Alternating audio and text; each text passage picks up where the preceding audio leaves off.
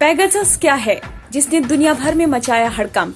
आपके फोन में कोई जासूसी कर रहा है, कैसे पता चलेगा?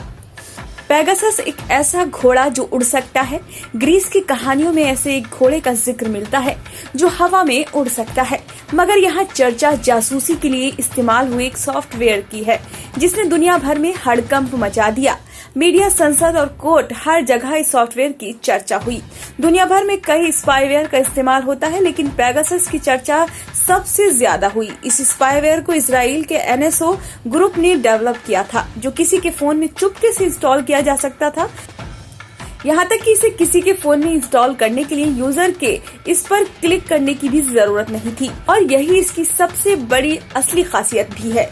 ये स्पाईवेयर 0 क्लिक एक्सप्लॉइट है। इस स्पाईवेयर की जद में एंड्रॉयड और iOS दोनों ही ऑपरेटिंग सिस्टम पर काम करने वाले फोन्स थे। स्पाईवेयर iOS 14.7 वर्जन में आसानी से सेंधमारी कर सकता था। किसी यूजर के फोन में इस तरह की जासूसी का काम पेगासस कर सकता था। कहानी पेगासस की। इस स्पाईवेयर के नाम के पीछे भी एक कहानी है।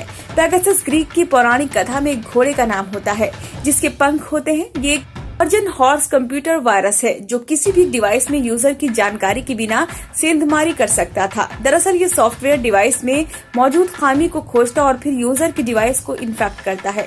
इसकी मदद से किसी के टेक्स्ट मैसेज रीड किए जा सकते हैं। ये कॉल्स ट्रैक कर सकता था, पासवर्ड कलेक्ट करने, लोकेशन ट्रैक करने के साथ साथ माइक्रोफोन और कैमरा तक का एक्सेस हासिल कर सकता था।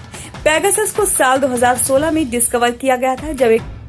कैसे पढ़ा गया था पेगासस? ये सवाल तो जरूर मन में आता होगा। जब कोई सॉफ्टवेयर इतना हाईटेक था तो इसे पकड़ा कैसे गया? एक गलती की वजह से ये सॉफ्टवेयर दुनिया की नजर में आया।